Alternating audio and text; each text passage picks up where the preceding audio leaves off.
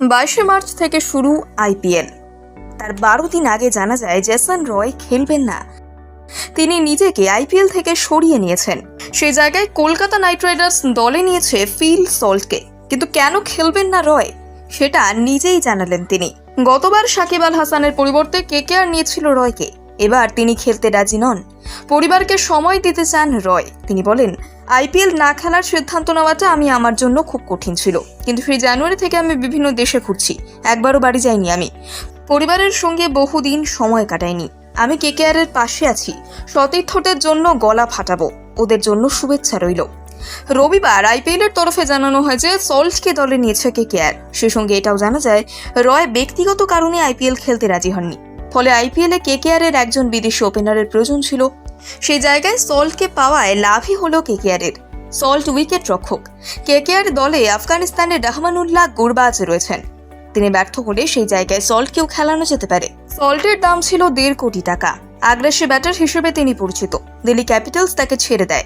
নিলামেও অবিকৃত ছিলেন সল্ট। গত ডিসেম্বরে ওয়েস্ট ইন্ডিজের বিরুদ্ধে পরপর 100 রান করেছিলেন টি-20-তে। 48 বলে 100 রান করেছিলেন তিনি। ইংল্যান্ডের হয়ে দ্রুততম 100 রান ছিল সেটি।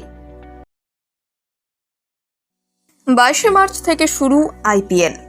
তার 12 দিন আগে জানা যায় জেসন রয় খেলবেন না। তিনি নিজেকে আইপিএল থেকে সরিয়ে নিয়েছেন। সেই জায়গায় কলকাতা নাইট রাইডার্স দলে নিয়েছে ফিল সল্টকে। কিন্তু কেন খেলবেন না রয়, সেটা নিজেই জানালেন তিনি। গতবার সাকিব আল হাসানের পরিবর্তে কেকেআর নিয়েছিল রয়কে। এবার তিনি খেলতে রাজি নন। পরিবারকে সময় দিতে চান রয়। তিনি বলেন, আইপিএল না খেলার সিদ্ধান্ত নেওয়াটা আমার জন্য খুব কঠিন ছিল। কিন্তু সেই জানুয়ারি থেকে আমি বিভিন্ন দেশে ঘুরছি, একবারও বাড়ি যাইনি। আমি পরিবারের সঙ্গে বহুদিন সময় কাটাইনি। আমি কেকেআরের পাশে আছি। সতীর্থদের জন্য গলা ফাটাবো, ওদের জন্য শুভেচ্ছা রইল। রবিবার আইপিএলের তরফে জানানো হয় যে সল্টকে দলে নিয়েছে কেকেআর। সে সঙ্গে এটাও জানা যায় রয় ব্যক্তিগত কারণে আইপিএল খেলতে রাজি হননি। ফলে আইপিএলে কেকেআরের একজন বিদেশি ওপেনারের প্রয়োজন ছিল। সেই জায়গায় সল্টকে পাওয়ায় লাভই হলো কেকেআরের। সল্ট উইকেট রক্ষক। কেকেআর দলে আফগানিস্তানের রহমানুল্লাহ গুরবাজ রয়েছেন।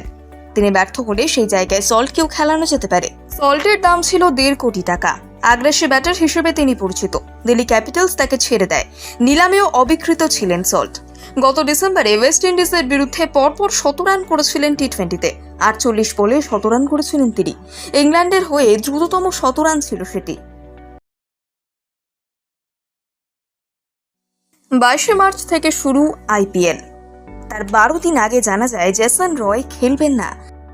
তিনি নিজেকে আইপিএল থেকে সরিয়ে নিয়েছেন। সেই জায়গায় কলকাতা নাইট রাইডার্স দলে নিয়েছে ফিল সল্টকে।